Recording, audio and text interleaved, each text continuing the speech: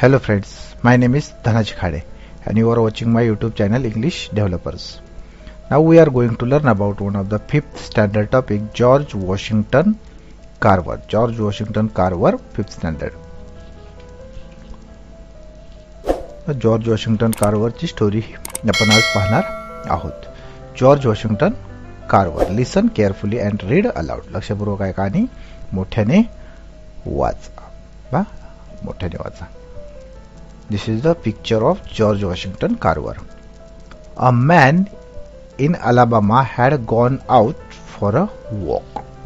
एकदा अलाबामामध्ये एक गृहस्थ फिरायला गेले होते.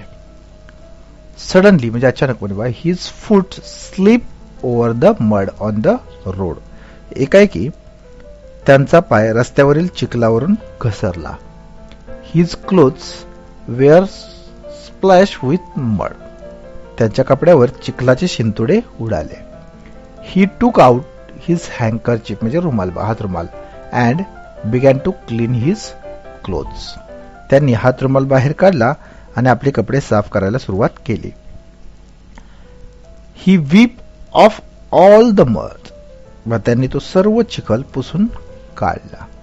But he saw that there were stains on his clothes and what's more the stains were blue. परंतु त्यांनी पाहिले की डाग त्यांच्या कपड्यावर तसेच होते आणि विशेष म्हणजे ते डाग निळे होते. Then the handkerchief too had turned blue. आणि तो हात रुमाल सुद्धा निळा झाला होता. He washed the handkerchief. त्यांनी तो हात रुमाल धुतला. वॉश केले म्हणजे धुतला. But the blue stains were still there. परंतु ते निळे डाग तसेच राहिले होते. They could not be washed off. ते धुवून निघण्यासारखे नव्हते. This man was no ordinary man. म्हणजे ऑर्डिनरी म्हणजे सर्वसामान्य. आता ते गृहस्थ कोणी सामान्य असं नव्हते, सामान्य नव्हते, व्यक्ती नव्हते. He was George Washington Carver, the famous scientist. ते सुप्रसिद्ध असे सायंटिस्ट म्हणजे वैज्ञानिक जॉर्ज वॉशिंग्टन कार्वर होते. अ ट्रू सायंटिस्ट म्हणजे खरा जो सायंटिस्ट असो, वैज्ञानिक आहे, want to study everything even mud stains. म्हणजे खऱ्या वैज्ञानिकाला प्रत्येक गोष्टीचा अभ्यास करायचा असतो, अगदी चिखलाच्या डागाचा सुद्धा. Carver rush to his lab and tested the mud stain and the soil. कार्वरनी आपल्या प्रयोगशाळेत धाव घेतली आणि त्यांनी चिखलाच्या डागांचे व त्या मातीचे परीक्षण केले किंवा तपासणी केली. After many test he learned how to make good quality blue paints from the soil. अनेक चाचण्यानंतर किंवा तपासणीनंतर मातीमधून उत्तम प्रतीचा निळा रंग कसा तयार करायचा हे त्यांना समजले. A church in that town needed paint. त्या शहरातील एका चर्चला रंग द्यायचा होता. Carver student paint the church. कार्वरच्या विद्यार्थ्यांनी या आकर्षक निळ्या रंग त्या शहरातील एका रंग द्यायचा होता. कार्वरच्या विद्यार्थ्यांनी काय केलं बघा. Carver student paint the church with this lovely blue paints.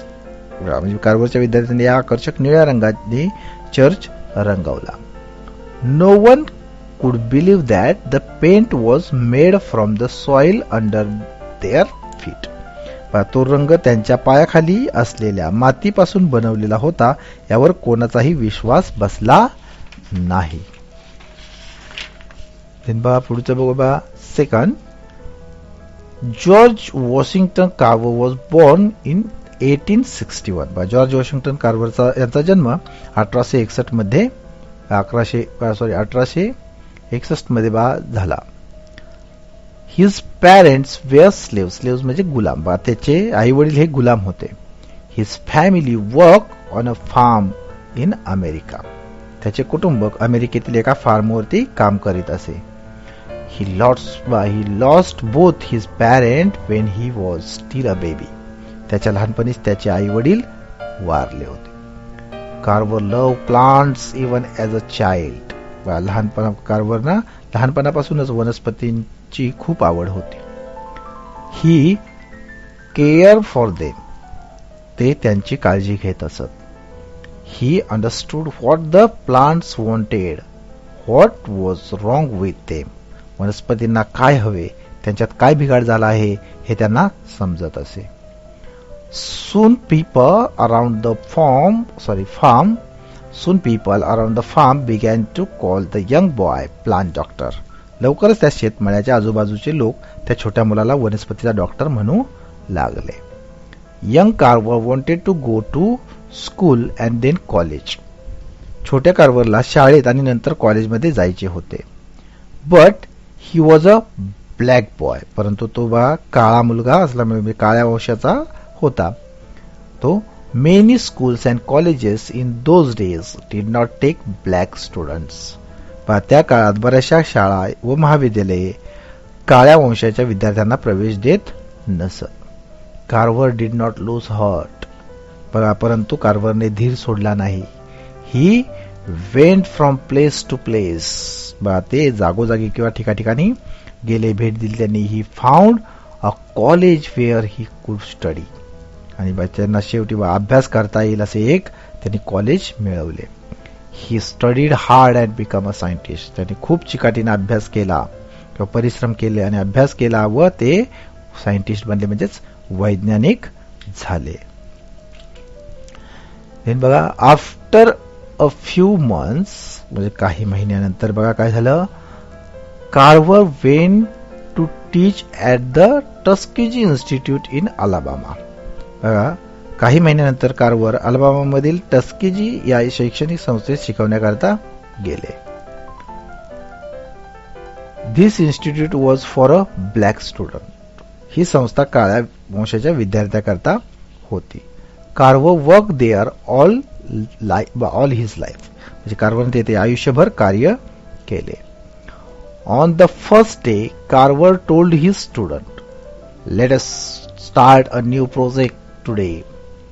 पहिल्याच दिवशी कार्व्हरने आपल्या विद्यार्थ्यांना सांगितले, आज आपण एक नवीन उपक्रम किंवा प्रकल्प सुरू करूया. कोणता? We will all go out. आपण सर्वजण बाहेर जाऊया. आपण बाहेर सर्वजण जाऊया. And collect cans, bottles, boxes, pots and pans which people have thrown away. आपण सगळे बाहेर जाऊया आणि लोकांनी फेकून दिलेले डबे, बाटल्या, खोके, भांडी व पसरट भांडी गोळा करूया. From these we will make simple instruments and set up our laboratory. त्यातून आपण साधी सोपी उपकरणे तयार करू व आपली प्रयोगशाळा उभारूया. म्हणजे लॅबोरेटरी म्हणजे प्रयोगशाळा. And soon Carver set up his laboratory.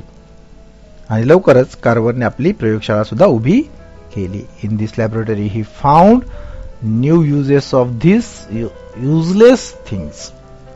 या प्रयोगशाळेत या निरुपयोगी म्हणजे युजलेस म्हणजे निरुपयोगी वस्तूंचे त्यांनी नवीन उपयोग शोधून काढले. He showed his student that one does not have to spend a lot of money to do great things. अलौकिक किंवा असामान्य गोष्टी करण्याकरता अमाप पैसा खर्च करण्याची गरज नसते हे त्यांनी आपल्या विद्यार्थ्यांना दाखवून दिले. नेक्स्ट बघा, नेक्स्ट मध्ये शेवटच्या स्टोरी ह्याच्यामध्ये काय दिले बघा. Carver wanted to help the poor farmers who had small farms in Alabama. बघा, कार्व्हरना अलाबामामध्ये छोटी शेतीवाडी असलेल्या गरीब शेतकऱ्यांना मदत करायची होती. He show them how to get good crops. चांगली पिके कसे मिळवावे हे कार्व्हरने त्यांना दाखवून दिले. This farmer grew plants like cotton because there was profit in it. ते शेतकरी कापसासारखी पिके घेत कारण त्यात फायदा होता. But cotton made the soil poor. परंतु कापसामुळे जमिनीची सुपीकता कमी होईल. Carver told them to grow crops like peanut and beans. कार्व्हरने त्यांना भुईमूग आणि द्विदल धान्य यासारख्या पिकांची लागवड करण्यास सांगितले.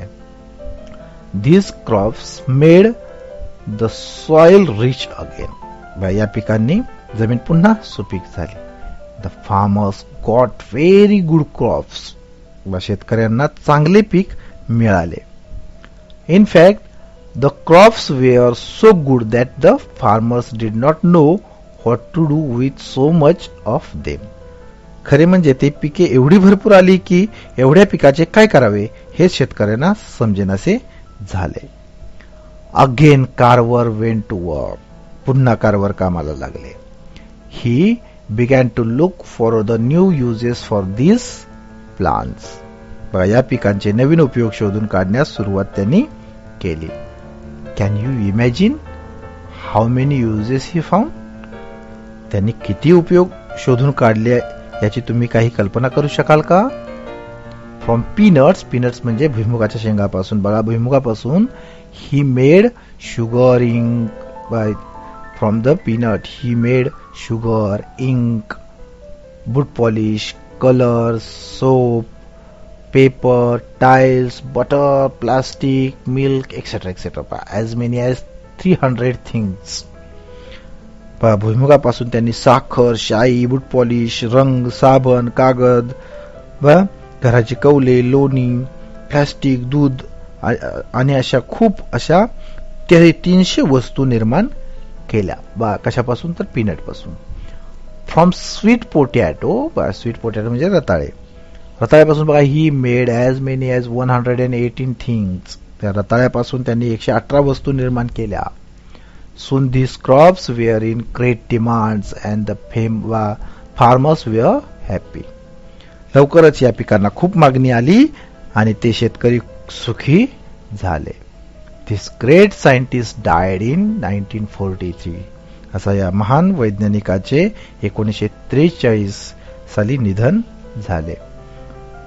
The place where he worked is now turned into a museum. जेथे त्यांनी काम केले त्या जागेचे वस्तू संग्रहालयात रूपांतर झाले आहे. आता this is the story of George Washington Carver. बघा आता आपण त्याचे क्वेश्चन आणि आन्सर बघूयात. बघा क्वेश्चन आणि आन्सर बघा कसे आहेत. सेकंड मध्ये बघा find the meaning of the following words from dictionary. डिक्शनरीतून पुढील शब्दाचे अर्थ काढायचे. बघा खाली शब्दाचे अर्थ शब्दकोशात शोधा. जसं स्टेन. स्टेन म्हणजे डाग. स्लेव. स्लेव म्हणजे गुलाम. लॅबोरेटरी. लॅबोरेटरी म्हणजे प्रयोगशाळा. डिमांड म्हणजे मागणी. त्याच्यानंतर म्युझियम म्हणजे वस्तू संग्रहालय. म्युझियम.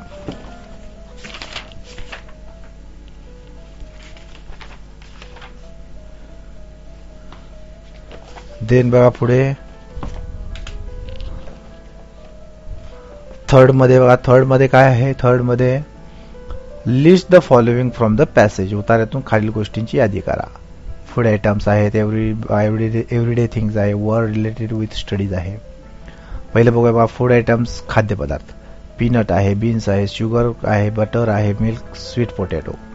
आता एव्हरीडे थिंग्स म्हणजे रोजच्या वापरातील वस्तू कोणत्या आहेत बघा. क्लोथ्स आहे. हँकरचिप आहे. पेंट आहे. कॅन्स आहे. बॉटल्स आहे. बॉक्सेस आहेत. पॉट्स, पॅन, मनी. त्याच्यानंतर इन्स्ट्रुमेंट्स कॉटन आहे. शुगर आहे. इंक आहे. बूट पॉलिश आहे. Colour, soap. त्याच्यानंतर पेपर आहे. टाईल्स आहे आणि प्लॅस्टिक आहे. आता वर्ड्स रिलेटेड विथ स्टुडंट म्हणजे अभ्यासाशी संबंधित शब्द. Words related to students. Studies. Words related with studies. बघा कोणते शब्द आहेत. सायंटिस्ट आहे. स्टडी आहे. लॅब आहे. टेस्टेड आहे. स्टुडंट्स आहेत. डॉक्टर आहे. स्कूल आहे. कॉलेज आहे. टीच. इन्स्टिट्यूट आहे. प्रोजेक्ट आहे. इन्स्ट्रुमेंट्स आहेत आणि लॅबोरेटरी आणि लर्न हे रिलेटेड विथ स्टडीज आहेत. चौथा आहे 4 number. Rearrange the following events in the proper order. Use the point two make a chart of the life sketch of George Washington Carver. म्हणजे बघा खालील घटना योग्य त्या क्रमाने लावा. हे मुद्दे वापरून जॉर्ज वॉशिंग्टन कार्वर यांच्या जीवनपटाचा तक्ता तयार करा. बघा इथे पहिलं कोणतं दिले वाक्य. Went to teach at the Tuskegee Institute in Alabama. दुसरं वाक्य बघा लॉस्ट हिज पॅरेंट. तिसरं वाक्य वॉज बॉर्न इन 1861. चौथं वाक्य आहे love plants as a child. पाचवं वाक्य आहे people call him plant doctor. सहावं वाक्य आहे went from place to find a college. सातवं वाक्य आहे डायड इन 1943. 8वं वाक्य बघा, help farmers in Alabama to make their soil rich. 9वं वाक्य, found many uses of peanut and sweet potato. आता यातलं पहिलं वाक्य कोणतं येईल बा? पहिलं वाक्य आहे वॉज बॉर्न बा, हे पहिलं वाक्य आहे वॉज बॉर्न इन 1861. त्याच्यानंतर सेकंड वाक्य आहे बघा, हे लॉस्ट हिज पॅरेंट. तिसरं वाक्य आहे बघा कोणतं, तर love plants as a child. चौथं वाक्य आहे बघा, people called him plant doctor. पाचवं वाक्य बघा, went from place to place to find a college. नंतर सहावं वाक्य आहे बघा, पहिलं went to teach at the Tuskegee Institute in Alabama. त्याच्यानंतर सातवं वाक्य आहे बघा, help farmers in Alabama to make their soil rich. नंतर आठवं वाक्य आहे बघा, found many uses for peanut and sweet potato. आणि शेवटचं वाक्य आहे बघा, died in 1943. This is the 4 number. Now come to the question number 5. Write a note on Carver in your mother tongue. म्हणजे कार्व्हर यांच्याविषयी तुमच्या मातृभाषेत एक टिप्पणी लिहा. George Washington Carver. George Washington Carver या महान शास्त्रज्ञांचा जन्म 1861 साली अमेरिकेत झाला. त्यांचे आई वडील एका शेतामध्ये गुलाम म्हणून काम करीत असत. कार्व्हर अगदी लहान असतानाच त्यांच्या आई वडिलांचा मृत्यू झाला. बालपणापासून कार्व्हरला रोपांची आवड होती. तो त्यांची काळजीपूर्वक देखभाल करीत असे. त्यामुळे लोक त्याला वनस्पतीचा वैद्य म्हणजे म्हणू लागले. कार्व्हरला शिक्षण घेण्याची इच्छा होती, पण कृष्णवर्णीय असल्याने अनेक शाळांमध्ये व महाविद्यालयामध्ये त्याला प्रवेश मिळाला नाही. गावोगाव फिरून त्याने एक महाविद्यालयात प्रवेश मिळवला. एका महाविद्यालयात प्रवेश मिळवला. खूप अभ्यास करून तो शास्त्रज्ञ बनला. त्यानंतर अलाबामामधील टस्केगी इन्स्टिट्यूटमध्ये त्याने अध्यापनाचे काम सुरू केले. तेथील विद्यार्थ्यांना त्याने टाकाऊ वस्तूपासून प्रयोगशाळेसाठी उपकरणे बनवण्यास शिकवले. त्याने मातीचा अभ्यास करून तिच्यापासून निळा रंग तयार केला आणि विद्यार्थ्यांच्या मदतीने गावातील चर्चला निळ्या रंगाने रंगवले. कार्व्हरने अलाबामामधील अल्प जमीन असणाऱ्या शेतकऱ्यांना चांगली पिके घेण्यासंबंधी आणि जमिनीचा कस वाढवण्यासंबंधी मार्गदर्शन केले. शेंगदाणे आणि रताळी यांचे प्रचंड उत्पादन झाल्यानंतर त्याने प्रयोग करून त्यांच्यापासून शेकडो वस्तू तयार करण्याचे तंत्र विकसित केले.